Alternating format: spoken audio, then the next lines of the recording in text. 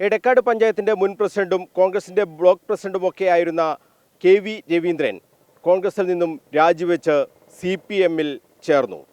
ഇന്ന് രാവിലെ CPM ജില്ലാ കമ്മിറ്റി ഓഫീസിലെത്തിയാണ് പാർട്ടിയിൽ ചേരുന്നതായി അദ്ദേഹം CPM നേതാക്കളെ അറിയിച്ചത്. CPM-ന്റെ സംസ്ഥാന സെക്രട്ടേറിയറ്റ് അംഗം MV ജയരാജൻ, ജില്ലാ സെക്രട്ടറി KK രാഗേഷ് ഉൾപ്പെടെയുള്ള നേതാക്കൾ അദ്ദേഹത്തെ പാർട്ടിയിലേക്ക് സ്വീകരിക്കുകയും ചെയ്തിട്ടുണ്ട്. നമ്മളോടൊപ്പം ഇപ്പോൾ കെ.വി. രവീന്ദ്രൻ ചേരുകയാണ്. കോൺഗ്രസിൽ നിന്നും രാജിവെക്കാനുണ്ടായ തീരുമാനം എന്താണ്? അങ്ങനെ ഇത്രയും കാലം ഏതാണ്ട് പതിറ്റാണ്ടുകൾ നീണ്ട കോൺഗ്രസ് ബന്ധം ഉപേക്ഷിക്കണം എന്ന് തോന്നാനുണ്ടായ കാരണം എന്താണ്? കോൺഗ്രസോട് എനിക്ക് അടിയുറച്ച വിശ്വാസമുണ്ടാകാൻ കാരണം കോൺഗ്രസ് ഒരു ഗാന്ധിയൻ സിദ്ധാന്തമാണ് പിന്തുടരുന്നത്. ഗാന്ധിജി പറഞ്ഞത് നമ്മുടെ ഗ്രാമം ആണ് നമ്മുടെ പ്രധാനപ്പെട്ട ഒരു ഗ്രാമത്തിൽ ജീവിക്കുക എന്നതാണ്. ഗ്രാമത്തിൻ്റെ വികസനമാണ് ഗാന്ധിജി ആഗ്രഹിച്ചത്. ഞാൻ അതിനനുസരിച്ചായിരുന്നു പഞ്ചായത്ത് പ്രസിഡൻ്റായിരുന്നപ്പോൾ നമ്മുടെ ഗ്രാമീണ തലത്തിൽ ഒരുപാട് മാറ്റങ്ങൾ ഉണ്ടാക്കി ജനപ്രീതി നമുക്ക് ആർജിക്കാൻ സാധിച്ചിട്ടുണ്ട്. ഇന്നുള്ളതുപോലെ ഒരു പൊട്ടിപ്പൊളിഞ്ഞ റോഡുകളും അന്ന് അവശേഷിക്കാത്ത ഒരു കാലഘട്ടമായിരുന്നു. അങ്ങനെയെല്ലാം ചെയ്തിരുന്ന ഒരു കാലഘട്ടത്തിൽ നല്ല നിലയിൽ പ്രവർത്തിച്ച് 20 വർഷക്കാലത്തോളം മണ്ഡലം കോൺഗ്രസ് കമ്മിറ്റിയുടെ പ്രസിഡൻ്റായി ഞാൻ സംഘടനാ പ്രവർത്തനം നടത്തി. 20 കൊല്ലക്കാലത്തെ സംഘടനാ പ്രവർത്തനം കൊണ്ടാണ് 27 വർഷം CPM ഭരിച്ച എടക്കാട് ഗ്രാമപഞ്ചായത്ത് നമ്മൾ പിടിച്ചെടുത്തത്.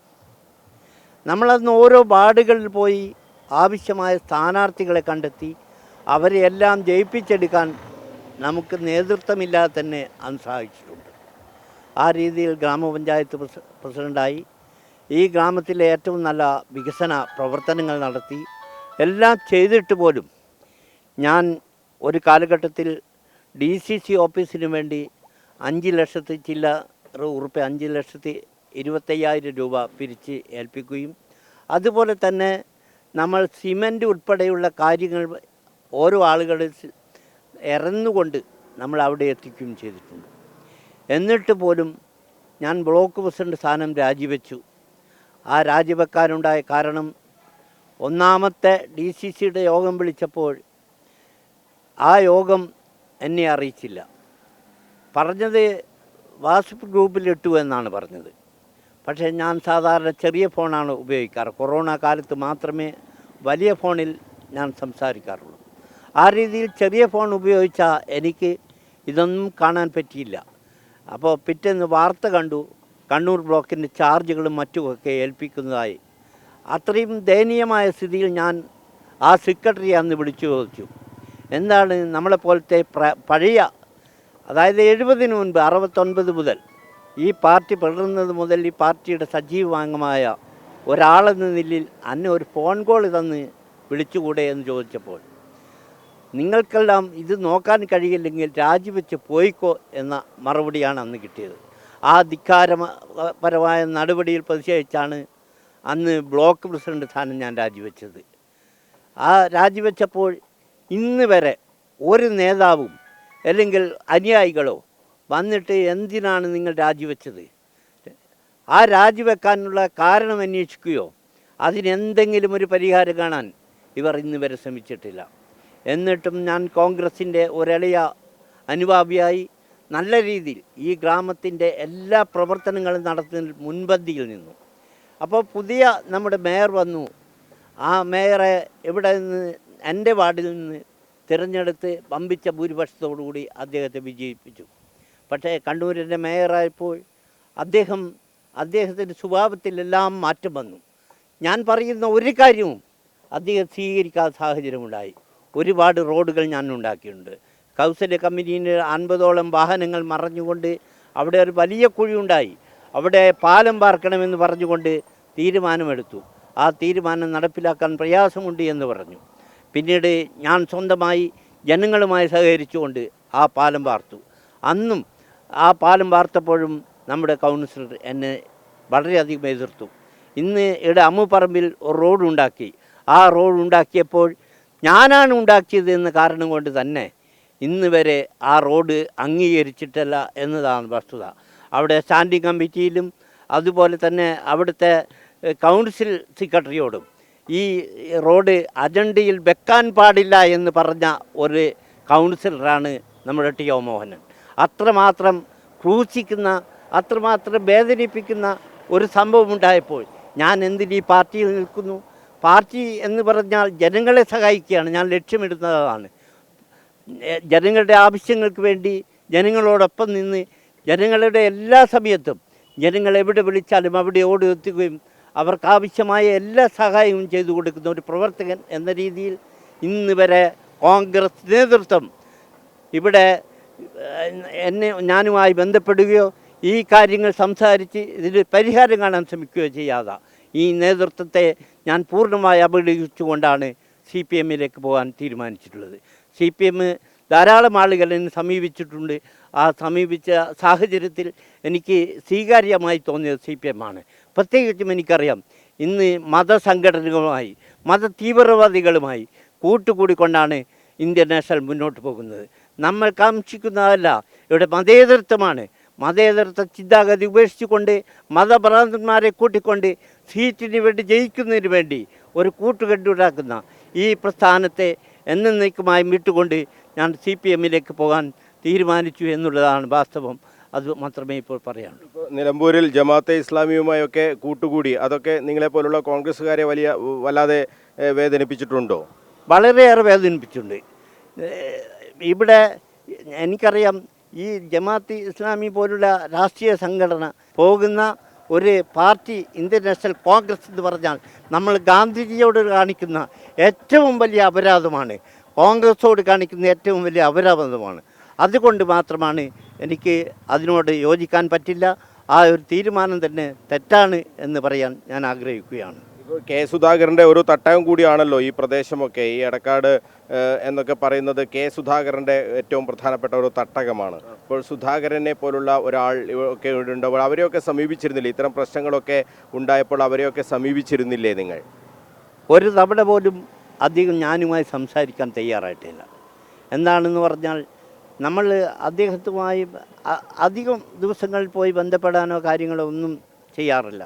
അതുകൊണ്ട് തന്നെ അദ്ദേഹത്തിൻ്റെ വീട്ടിൽ പോകാറില്ല, അദ്ദേഹത്തെ കാണാറില്ല എന്നുള്ളത് കൊണ്ട് എന്തോ എന്നോട് വലിയൊരു വെറുപ്പാണ് അദ്ദേഹം കാണിക്കുന്നത്.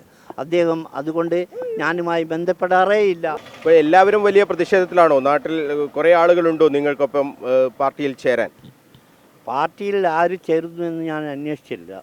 പല ആളുകളും ഇന്ന് രാവിലെ വിളിച്ചപ്പോൾ എന്നോട് പറഞ്ഞത് രവേട്ടനെടുത്ത തീരുമാനം നന്നായി, ഞങ്ങളുമുണ്ട് എന്ന് പറയുന്ന കുറേ ആളുകളുണ്ട്. ഈ പാർട്ടി അങ്ങനെ ആളുകൾ ഒരു നേതൃത്വമില്ലാതെ ആളുകൾ കൊഴിഞ്ഞു പോകുന്ന ഒരു സ്ഥിതിയിലേക്കാണ് പാർട്ടി നീങ്ങിക്കൊണ്ടിരിക്കുന്നത്. നേതൃത്വം ഇപ്പോൾ നമ്മൾ കണ്ടത് ഈ പൊന്നാനിയിലെ തിരഞ്ഞെടുപ്പിലാണ് ഒരു ശക്തമായ തിരഞ്ഞെടുപ്പ് പ്രകടനം കണ്ടത്. നിലമ്പൂരിലെ തിരഞ്ഞെടുപ്പിലാണ് നമ്മൾ ശക്തമായ ഒരു പോരാട്ടം കോൺഗ്രസിൻ്റെ ഭാഗത്ത് നടത്തുന്നത് കണ്ടത്. അതുവരെ ഇവിടെ പ്രാദേശികമായി നമുക്ക് യൂണിറ്റ് കമ്മിറ്റികൾ പോലും ശക്തമല്ല. പണ്ടൊക്കെ അങ്ങനെയായിരുന്നില്ല. ശക്തമായ നേതൃത്വം, ശക്തമായി പ്രതികരിക്കാൻ കഴിയുന്ന സാഹചര്യം എല്ലാമുള്ള സാഹചര്യം ഉണ്ടായിരുന്നു. ഇന്ന് അതെല്ലാം കൊഴിഞ്ഞുപോയി. ഇന്ന് ഏതാനും ചില ചെറുപ്പക്കാരുടെ കൈകളിൽ ഫോണിൻ്റെ കളിയിൽ കാര്യങ്ങൾ നടക്കുന്നു.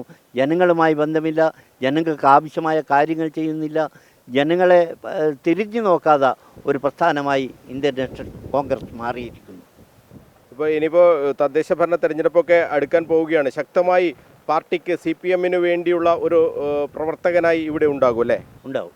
CPM എല്ലാ പ്രവർത്തനങ്ങൾക്കും ശക്തമായി ഞാനും ഉണ്ടാകും എന്ന കാര്യം വളരെ ശക്തമായി ഞാൻ പറയുകയാണ്. ഈ ഖദർ കുപ്പായമാണ് ഇപ്പോഴും ധരിച്ചിട്ടുള്ളത്.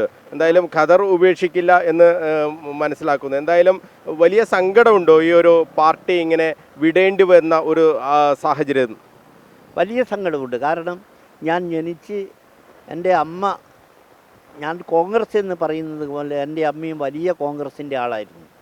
ഇവിടെ നിന്ന് ഒരു ബസ്സിലൊക്കെ സ്ത്രീകളെ ജാഥക്കും മറ്റൊക്കെ കൊണ്ടുവന്ന്, അപ്പം ഞാൻ യൂത്ത് കോൺഗ്രസിൻ്റെ ബ്ലോക്ക് പ്രസിഡൻ്റായിരുന്ന കാലഘട്ടത്തിൽ അന്ന് ഏറ്റവും നല്ല ബ്ലോക്ക് എടക്കാട് ബ്ലോക്ക് എന്ന രീതിയിൽ നമ്മൾ കെ കരുണാകരനിൽ നിന്ന് ഷീൽഡ് വരെ വാങ്ങിയിട്ടുണ്ട്, അവാർഡ് വരെ വാങ്ങിയിട്ടുണ്ട്.